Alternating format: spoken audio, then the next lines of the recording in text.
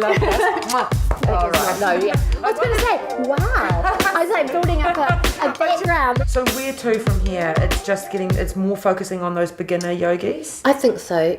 Well, it's certainly giving them information and bringing together. If I've got these people within the Yoga Connection community, then I'm going to use them and put it out there more, and totally. try and just make it, more real and not so scary to people. Yeah, perhaps. Yeah. Because one thing I like to ask people is how has yoga in general infiltrated into your life? Like, what's been the change for everything. you? Really? Yeah. Across the board?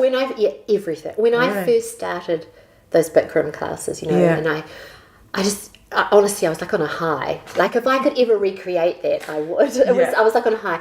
But I remember that my husband mistakenly said to me, "You seem so much calmer." What do you mean? Again. Yeah, I know, instantly.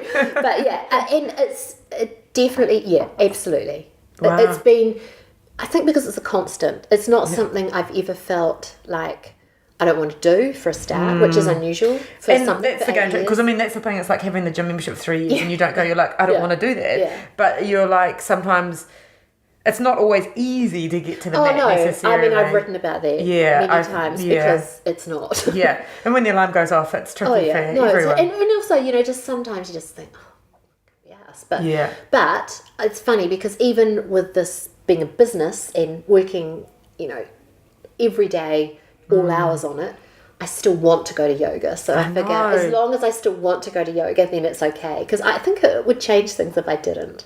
Yeah. I don't think I could do it if I didn't, because that wouldn't be what I'm about. Yeah.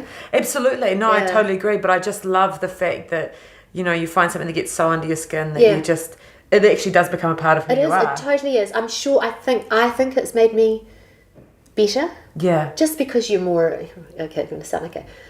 It does make you more aware of yourself. Does bring you a different awareness of yourself. And, it's sort of, you have to kind of face some truths and you learn and you go along, and there's something there for sure has changed. Yeah, it's incredible, isn't it? You start and you get on that roll where and things happen, like your body changes and you do achieve these incredible postures you perhaps never thought you would. And then you start thinking, well, what's the ultimate? You can get quite caught up in that at some points. Like, I feel like I've been there and coming down a bit, and what I wrote about was that it's highs and lows, but there is actually no end game. Yeah. And teachers as well, and I say that as a student. But I reckon some of the best teachers are the ones that keep practicing in other teachers' classes and put themselves out there and go to other. Yep. Personally, I feel I've noticed that when I take just how they teach, their whole philosophy is. Because you can gain something. Yeah, they're open to learning still. They're not. True. They're not stuck in their style. They don't think they've reached an end game either. Yeah. Because I think that was my thing. Because when I first started yoga, I was like, I was so overwhelmed by people who could do all this amazing stuff. And I was like, my body doesn't do that. But it's amazing what your body does do. Yeah, but then I got caught up in that though. Like, it was all about achieving this amazing posture or whatever. And then I sort of realised, I think about sort of last year, I thought, some things I will never be able to do or could do. And I may as well go home.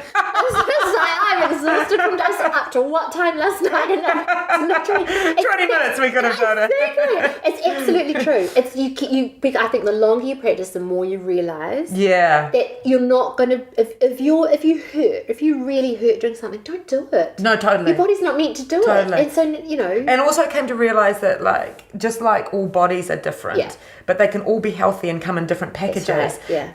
That mine might not do that, but that doesn't mean that it's not well but functioning, you're still getting agile, benefits from what you're doing to the point where you're. But I was so caught up initially in all of that. I think everyone goes through that stage. I do. And now I'm just like, I turn up and I literally am just there for the ride of whatever is going to happen today. I mean, I was hooked with this handstanding thing before this shoulder injury. I mean, I just can't. And since I can't do them, I've just thought, wow, who cares? I know. I remember going home and just like getting in front of like my flat wall on the wardrobe and stuff like that. And I was like throwing myself up. I am going to get this up there, and I'm going to stay up there for whatever, and I'm going to get this. Funny. And I'm just like, there, try.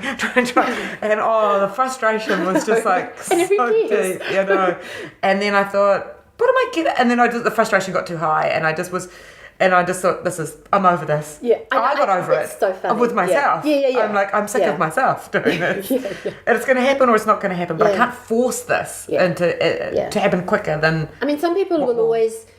I think some people come to yoga and they remain that maybe for a long time, maybe forever. That maybe all yoga is to them is being quite asana driven, quite posture driven. That's it, and that's fine. It's still the yoga, but there's so much more. So much more, and that's what I'm interested in. Yeah.